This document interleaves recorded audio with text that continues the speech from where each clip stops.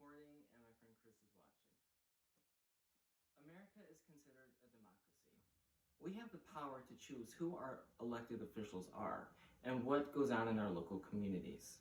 But when people are not choosing to vote, we have to ask ourselves a simple question: is America really a democracy? Many young people are turning 18 this year, so it is important that they understand the importance of voting and that they get registered if they are not already. I have been involved in politics ever since the 2016 election. I have found that politics fascinates me. Recently, I have been volunteering with the Bernie Sanders campaign and the Joe Biden campaign in order to make sure that people are registered to vote and that they know what's going on. It is important to vote, especially for you as a citizen of this country, because you have a say on what goes on in your local communities. You need to choose and vote representatives who actually represent you and your beliefs.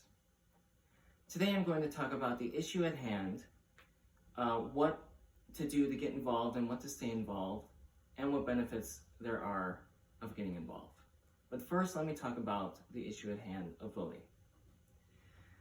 Basically, people need to get out and vote in elections.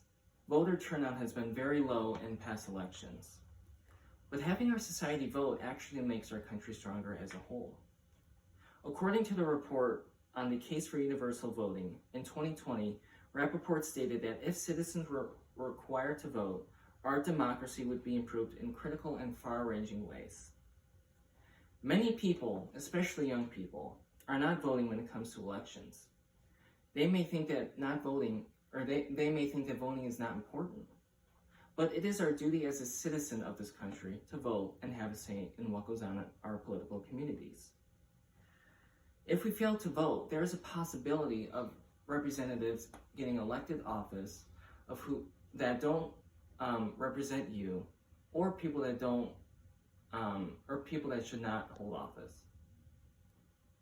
In the 2020's Harper's Bazaar interview done by Shonda Rhimes, Michelle Obama states that when you don't vote, you are giving away your power to someone else, someone who doesn't see the world the same as you. You're letting them make some really key decisions about the way you live. And the truth is, that's exactly what some folks are hoping you'll do. They're hoping that you'll stay home so that they can make these important decisions for you. Now that we know the issue at hand, let's talk about what you can do to stay involved. Registering at age 18, staying informed about what is going around you, and volunteering with a local political campaign are all ways you can stay involved. Also, making sure to go out and vote on election day is another important part of this process. It is also important that you go out and vote for your beliefs, because you don't want representatives representing you with different beliefs. According to the 2020 Harper's Bazaar interview by Shonda Rhimes, Michelle Obama asks young people a simple question. Would you let your grandma decide what you wear on a night out to the club? Would you want her picking out the car you drive or the apartment you live in?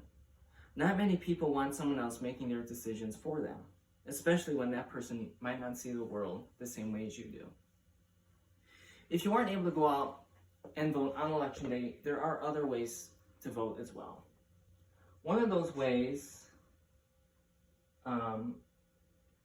is by requesting an absentee ballot. Another way to vote is to also vote early. Each state has different regulations based on their different policies, so I would recommend to check in with your state's Board of Elections. In the 2020 report on the case for universal voting, Rappaport states that states have increased not just registration options, but the number of ways that voters can cast ballots. In 2020, 40 states and the District of Columbia will have early voting periods ranging from 5 to 45 days. 6 states will then send their ballots to all or almost all of their eligible voters, and expansion of mail-in voting will be essential to conducting this year's election safely. It is almost certain that mail-in voting programs will continue to grow after the coronavirus issue has passed. Your vote and your voice matters. You have the power to choose who your representatives are, as well as the policies that you want going on in your local communities. You want to choose someone who is holding your beliefs, not someone who thinks opposite of you. Not voting can result in dangerous people getting elected into office. It is also your civil responsibility as a citizen to vote. According to the 2020 National Geographic article, Why Voting is Important, your vote may not directly elect a president, but if your vote joins enough others in your voting district or county, your vote undoubtedly matters when it comes to electoral results. Most states have a winner-take-all system where the popular vote winner gets all of the state's electoral votes. And now for my call to action. Going online to register to vote on vote.gov is a first step to get involved. All you need to do is go online on their website, choose the state you reside in, and it will direct you to your local state's Board of Elections.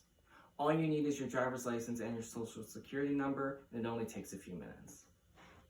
Another way to get involved is to volunteer with a local campaign.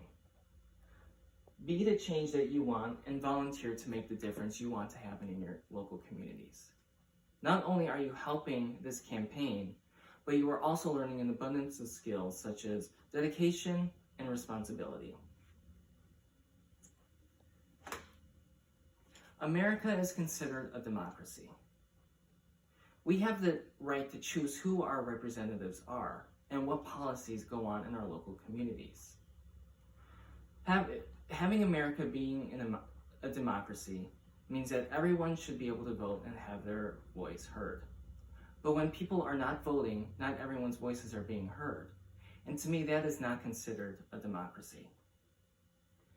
The future of this country is in your hands as a voter. So if you don't like how America is run, then you are at fault for not expressing your beliefs.